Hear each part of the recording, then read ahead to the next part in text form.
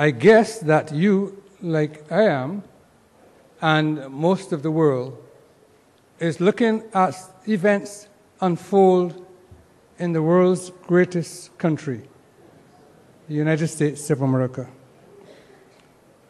Many persons are losing faith and are getting very concerned about the trend of events.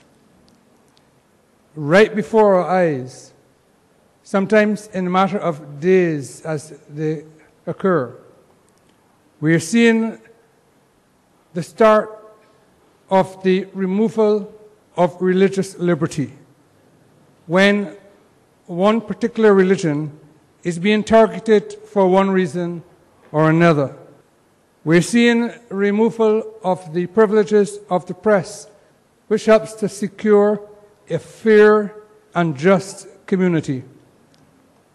We're seeing the interference of the office of the president in other arms of the government. And maybe the world is looking on in amazement, but I am not. Because all these things have been prophesied. And sooner than you think, the end of time will come.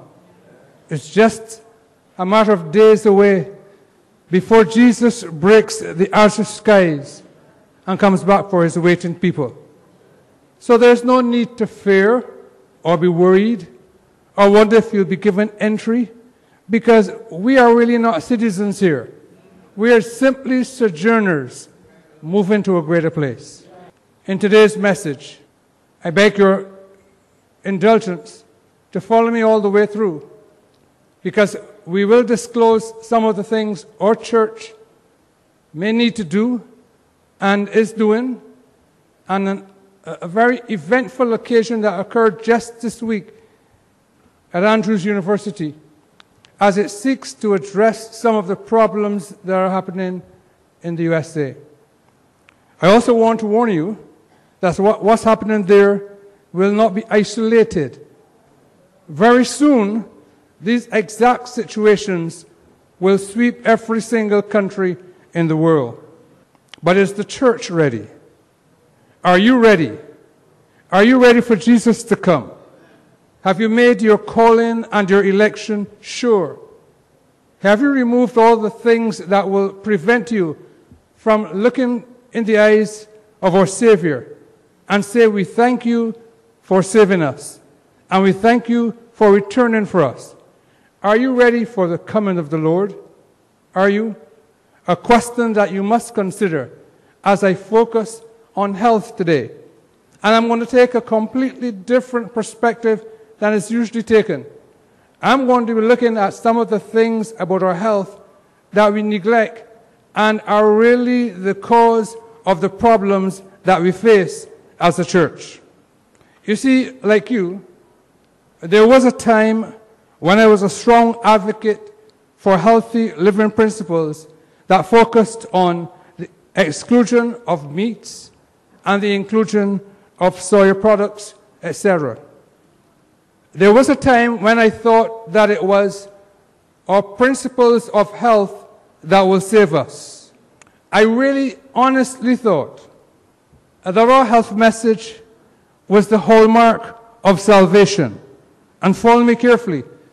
There was that time when I thought that our great institutions that promote health will lead the world unto the second coming of Jesus. But then I paused and I realized that we speak about health. That is, eating correctly, exercising correctly, and those types of things. But there are many areas of the healthy spiritual life that we're neglecting. In fact, I recently discovered that soy products, the products that our church boasts of, that soy products may be more dangerous than all the usual carcinogenic culprits. And we are the leaders in making these products. They originated with us. When the United States of America decided to kill the coconut industry and the coconut oil industry in the Caribbean, it carefully created a product that has been modified, genetically modified, the soya bean. And when the soya product is processed, it is even more dangerous than putting together all the things that we talk about in our health message. In fact, soya has been known to promote phytoestrogens that disrupt the endocrine. And I'm reading this now because I'm not a medical person. I don't want to make any mistakes with it.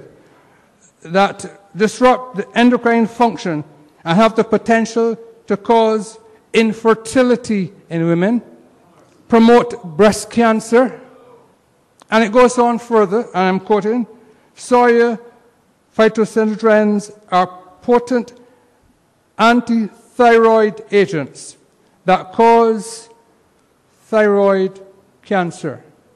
And these are the products that as a church we've been pushing for decades.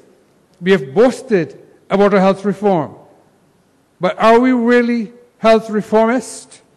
I am now coming to understand, as you follow me, that the bigger problem in our congregations is our mental health.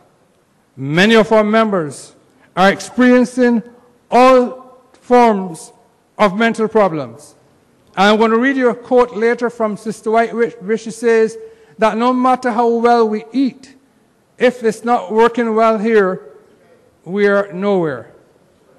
We are well-fed, walking cases of frustration, despair, anger, envy, hate, and mental sickness. Many members of our, and I was happy to hear our sister earlier talking about abuse. And I will touch that again as I did last time I spoke here. Because abuse is more rampant in the church than in most other organizations. In fact, I think I said here last time that 5 out of every 20 persons that walk through these doors on Sabbath mornings have been abused at home during the week. We are great veggie Christians, eating lots and lots of carrots and kale for our main course every day, some of us. But then we add to that meal the dessert of human lives. So really and truly, we are veggies on one hand and cannibals on the other hand, because we are eating up each other with the things we say about one another. We destroy one another in every way we can. That may sound a little funny, but really and truly, it is a fact. Over the last few weeks, many of us have been in cooking classes, etc., and we have learned a lot about health reform. But if we have not been told about the control of our mind and what we put here, then all that we eat will be of no effect. Ellen White says, our very diet may kill us. The relationship that exists between, and I'm quoting, that exists between the mind and the body is very intimate. And I'm going to add another word here, intricate. When one is affected, the other sympathizes. The condition of the mind affects the health to a far greater degree, Ellen White says, than many of us realize.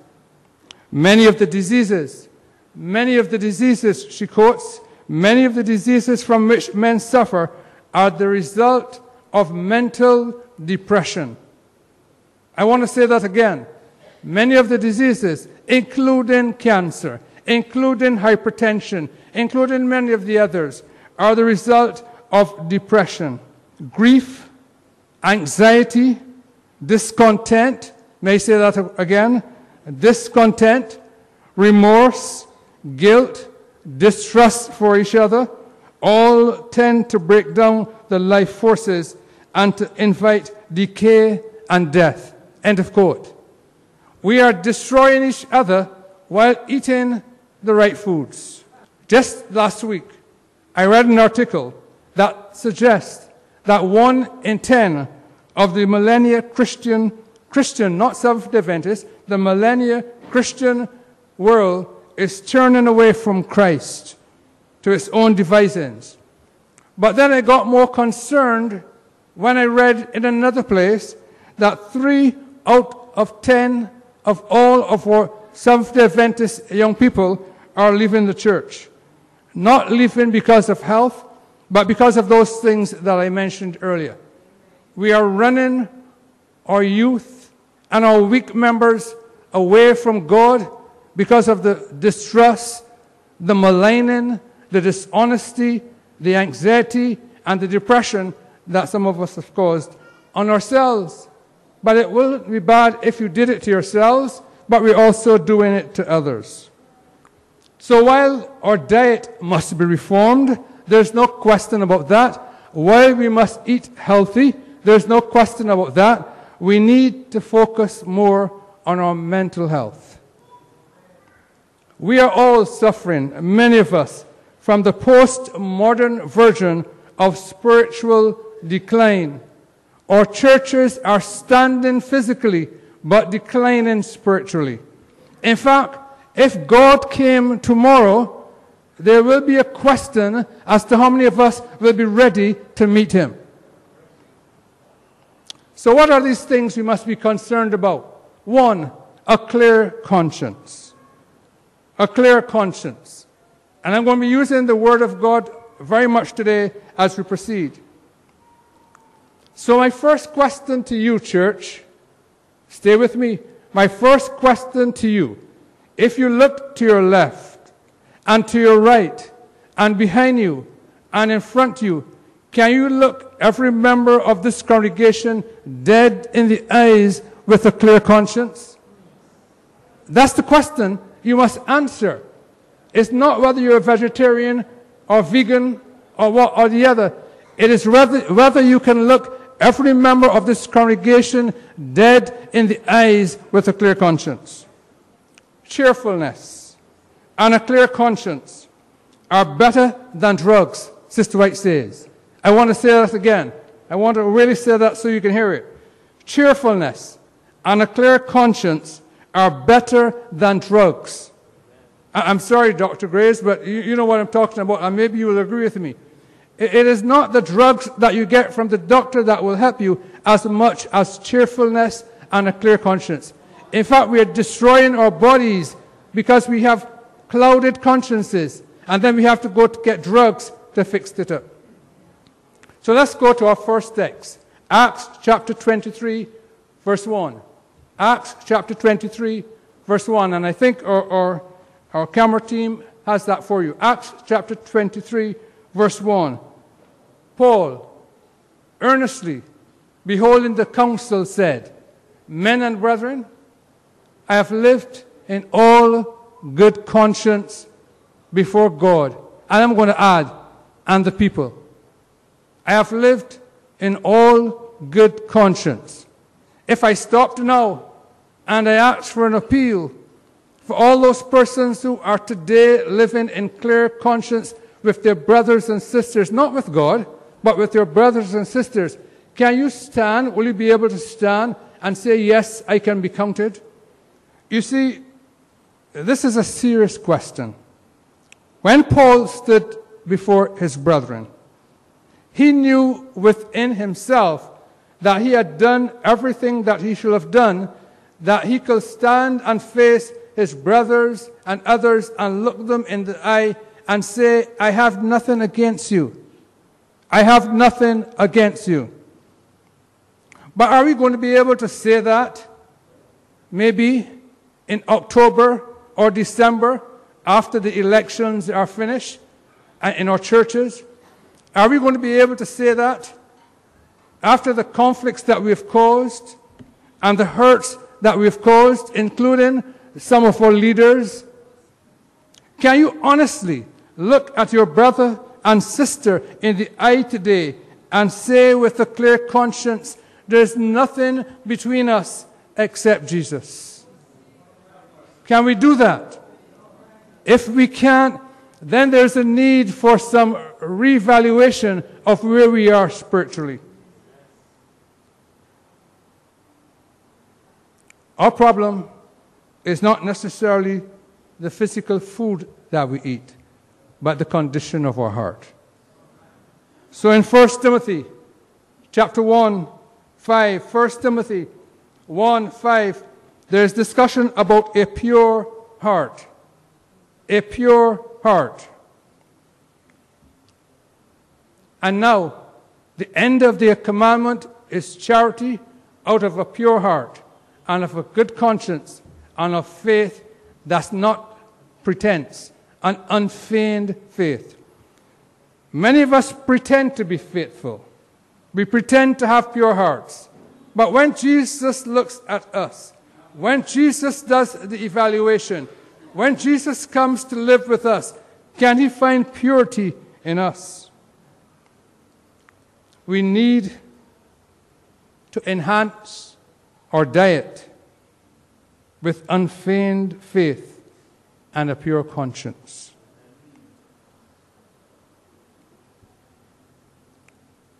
You know, it's really sad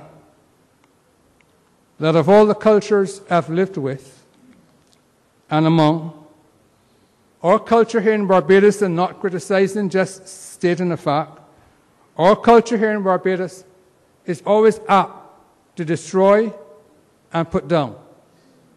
We're always apt to hurt and divide.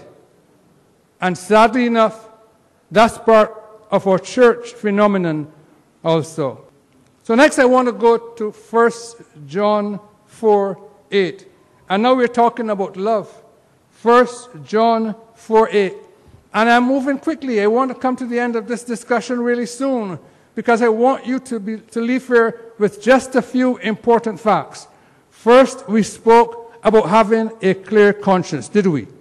And we have agreed that it is necessary to have a clear conscience with Jesus. Now we're speaking about whether we love. Are you in love with Jesus? If Jesus conversed with you today, will he have a demonstration from your behavior that you're seriously and honestly in love with him?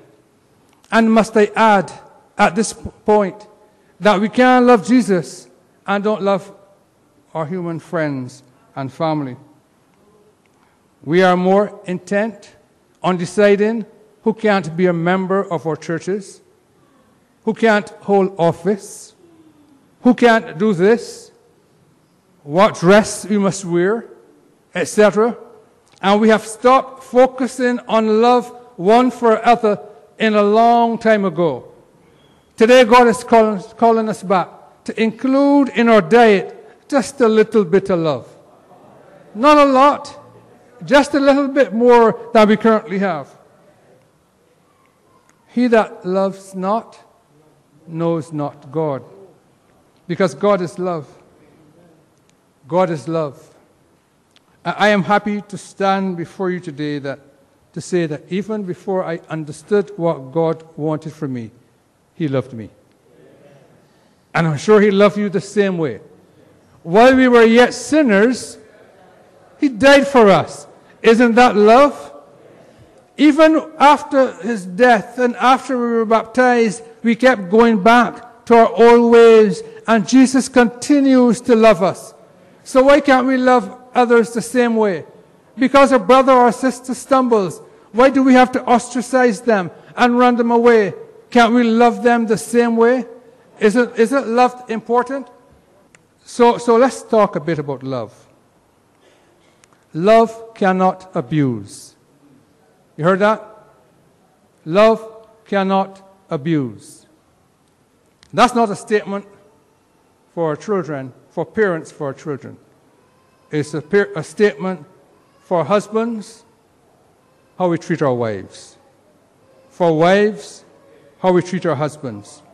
For church elders, how we treat the members. For church boards, how we treat the pastor and the members and everyone else. Love does not envy. So why are you so upset because I drive a certain car? And I can say that easily because it's very small. Why are you upset because your neighbor a fellow member is advancing more than you? Why are you upset because this person got the job and you didn't get it? Is that love? Love prefers others over self. And that's a troublesome one. Really it is. Because which of us wants to give the good things to our friends, even if you don't have them? Love is tender. I want to say that again. Love is tender. Thank you for those 2 or 3 amens. So I'm going to say it again. Love is tender. Amen. And if we understand that, we really can understand a lot of what goes on between church members, because we are so crude to each other. Love is kind. Is it? Love is kind. No amount of healthy food can take the place of an unloving spirit. You can be a vegetarian all your life, but if you're not loving, that's nothing, brother. That's absolutely nothing. Does your very presence, when people come in your presence, can they feel love? That's a really important question. Or do they see the self-righteous, egotistic, self-loving, think that I'm better than everybody else, so-called Christian? When we present ourselves, everyone around us must feel warm and taken care of. In fact, church must be a safe place. I want to say that again. Church must be a safe place. Love must permeate our institutions, and all the racial tension must go away. I want to say that again, because I'm a representative of the University of the Southern Caribbean. And I stand before you in all honesty today to say that love is not always exhibited. You weren't supposed to agree with me. Andrews University, the banner institution of Seventh-day Adventism around the world, has not always been what it needs to be. And at this point, I'm going to show you a video that Andrews University published just this week, because they have decided to consciously make a change from what they were to what God wants them to be.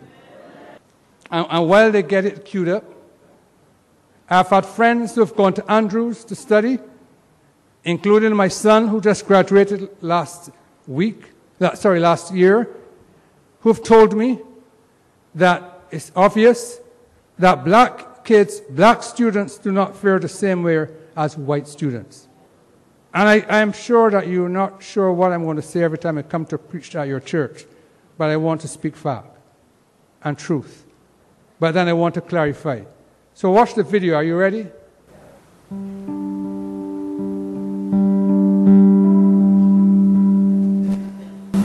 Thank you. Thank you. Thank you. Thank you. As Andrews University, we want to thank you. While it is always difficult to listen to stories that document pain, injustice, and mistreatment within our community, we are thankful that you have spoken directly, honestly, and this is the president of Andrews University. We want you to know that we have heard your legitimate concerns about systemic racism and injustice for the African American community that has marked centuries of this country's history. Most importantly, we want you to know that we have heard your heartfelt and painful reflections. These stories speak to a reality that has been a disgraceful part of the history of this institution and our church for the last 14 decades. The tragic realities of racism and injustice injure the lives, hearts, and souls of our community, right here at Andrews University and in the larger communities we belong to. You've asked for a response within a week. We'd agree. In fact, it should not take us any time at all to answer and acknowledge some essential things. So let's begin right now. I'm sorry. I am sorry. I'm sorry. I am sorry. As an organization, we have been guilty of racial bias. of making our faculty, staff, and students of color feel less than. We have not listened well enough. We have not been sensitive enough. And we have missed opportunities to take action where action should have been taken. For that, you need to hear this. That's why the devil is playing games with us. But you really need to hear this because this is a brave move on the part of our church. I apologize.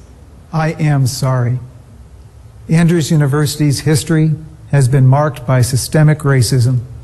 In the past, official policies have included forced segregation in the cafeteria and prohibitions against interracial dating. For that, I apologize. I am sorry. Explicit racist acts committed against black students have been part of our history, including cross burnings on our campus in 1969 and 1974. Hateful words and actions have been directed against our students. Even today, our minority students have been misunderstood and marginalized. For that, I apologize. So I believe the only answer is a simple but profoundly challenging one. We must do better. And be better. We must do better. And be better. We must do better and be better. To begin, this progress will be achieved by direct, frequent, and meaningful interactions about the changes we need. In the classroom, from the pulpit, in meeting rooms and offices, and even around cafeteria tables. It's a change that will involve listening to the voices of those who continue to be treated unjustly, including those from other marginalized and minority groups. This change will involve each of us, including those who may not understand the pain and difficulties that some within our community face. In addition to civil and productive dialogue, here are some specific steps we're implementing on a campus already blessed with a remarkable richness of diversity. We must... Okay, I think you've seen the point. You've gotten the point. Our banner institution for Seventh-day Adventist education said just this week that we as a church, we are sorry. We're sorry for what we've done. That's a bold move, isn't it? That's a significantly bold move. But how about you? How about us in our churches here in Barbados? What have we done that to our members and to the community that we need to say sorry about? Because all of this is part of the healthy living. We can't go on with an unclear conscience. We can't continue not loving each other as we love ourselves. We have to make a stand. We have to stand up for purity of conscience and love. We have. So what about the fruits of the Spirit? Galatians 5, 22 and 23. We are moving on. Galatians 5, 22 and 23. But the fruit of the Spirit is love, joy, peace, long-suffering, gentleness, goodness, faith, meekness, temperance. Against such, there is no law. But we have been busy making all sorts of laws. But what about those?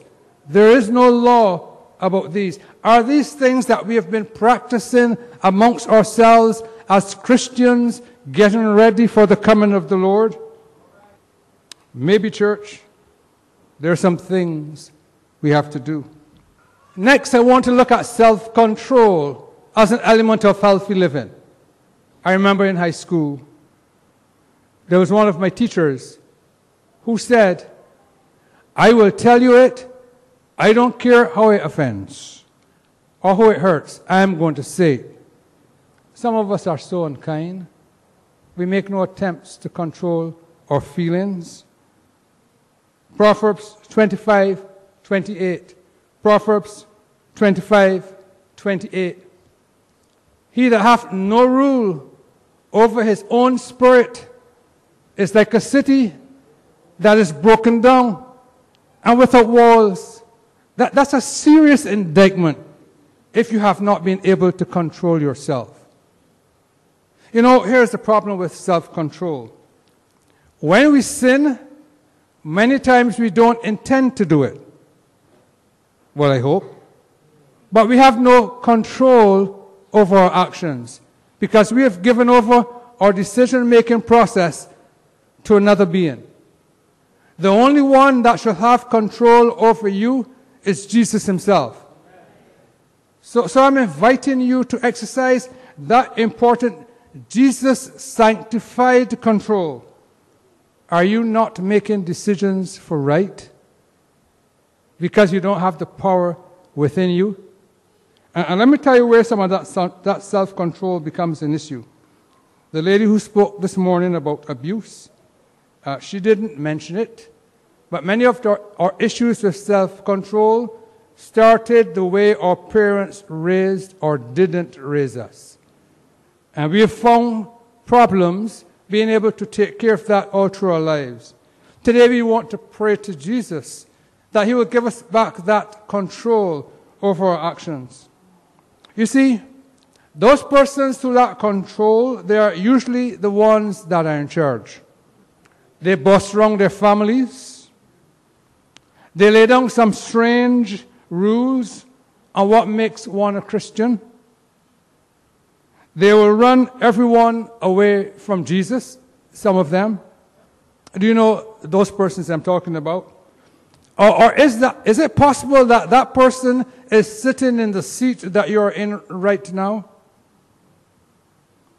Do you have some work to do when you go back home with your sons and daughters, with your spouses? Do you want to give up some of that power that you thought you had to realize that we must exist together? No one of us more powerful than the other.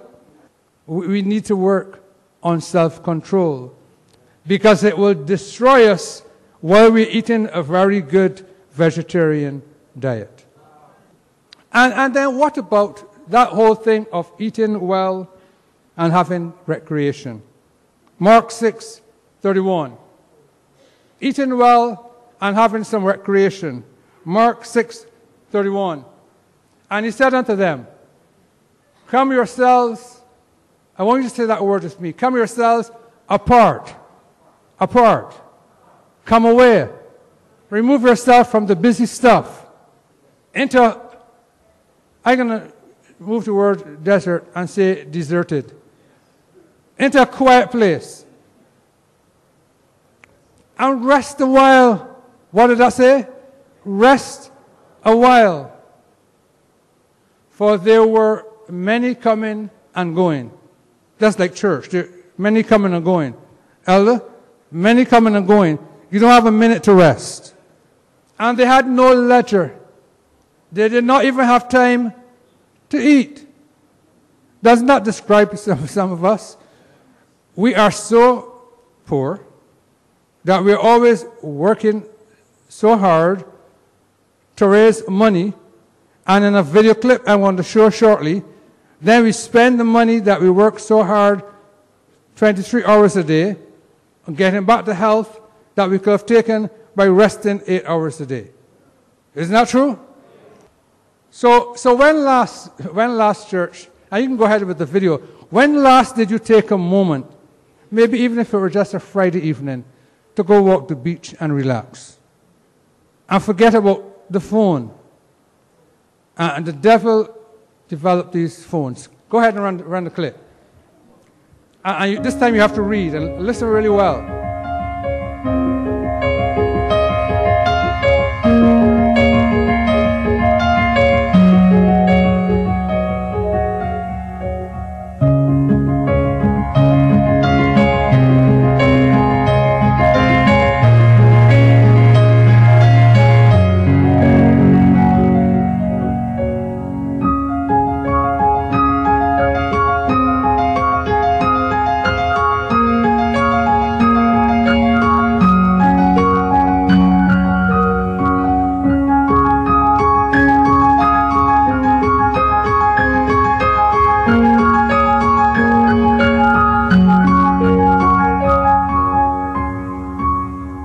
Is that you, church?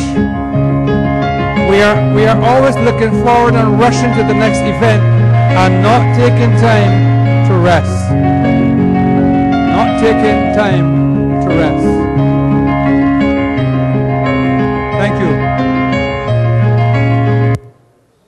When last did you take your family and go on a vacation? Or you think you don't have money to do that? Yes, you should. Some of us are working so hard that we don't even have a moment to commune with God. I implore you today to rest a while and see what God can do for your mental health just by resting. I haven't spoken yet about the vegetarian diet. Really, I haven't told you how to do that. I am not a chef, so I can't tell you how to prepare it. I have told you that some of what our institutions make, including the Kellogg's cornflakes that's made at Northern Caribbean University, sold by Greaves, is so, I don't know what to use, what word to use, that also is destructive, but we are making it. I've told you that, about those things. But I've also taken time to tell you how to work with here, how to control that. So let's look at our last text. Stepping away from fear. Proverbs 3:25. Stepping away from fear. Because I think that's really our biggest problem. Be not afraid of sudden fear. I thought he was going to say sudden something else. Be not afraid of sudden fear, neither the desolation of the wicked when it cometh. And in another place we are told, be afraid of nothing. You see, the devil makes us believe that our future is uncertain. I've come here today to tell you, church, if you trust in Jesus, everything about your future is absolutely certain. You see, God doesn't make mistakes. He created you so that you can live with Him forever. He's not going to allow anything to happen that will interrupt that.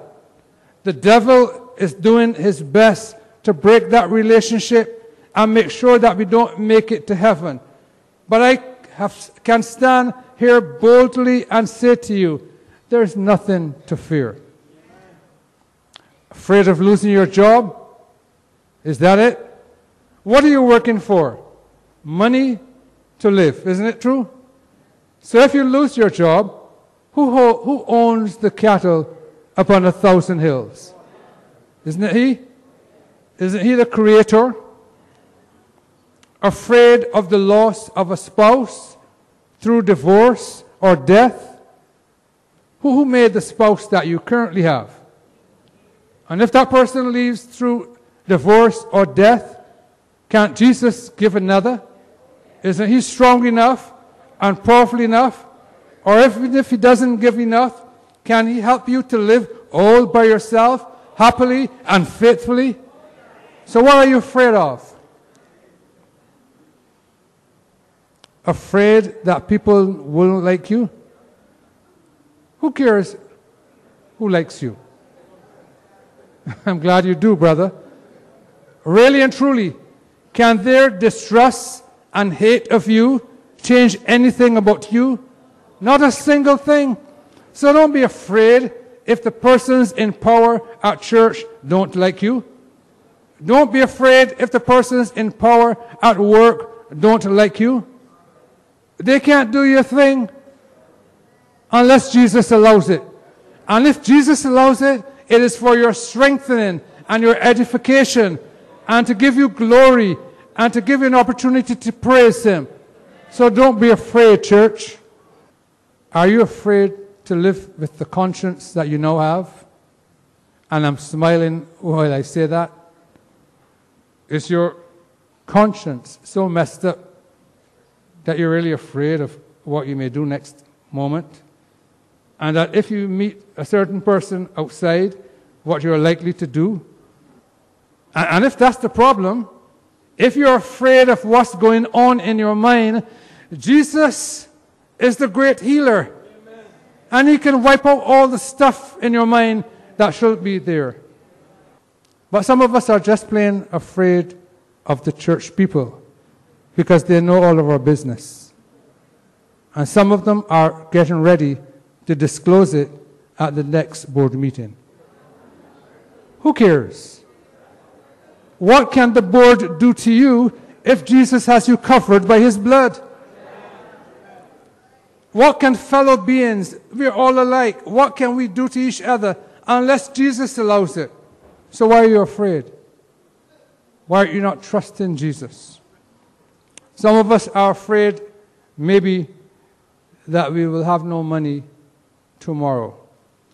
When Denise was in law school and we lived in Washington, D.C., if you are aware of the cost of education in the U.S., the law degree costs $190,000 US. And there were many months when the rent for the apartment in D.C. and the mortgage for a house in Atlanta was due a couple of days subsequent, and we didn't have the money for either. And we did not know where it will come from. But I stand before you today to say, why be afraid? Because every single month, God sent it from somewhere. So why are you afraid about the lack of money? It will come. Do you need it to study? And I know many of our students at the University of Southern Caribbean are struggling with expenses, and they're worried. And you know why they're worried? Let me say this. Let me add this in. They're worried because you, the church members, are not helping them. Sorry, I shouldn't have said that.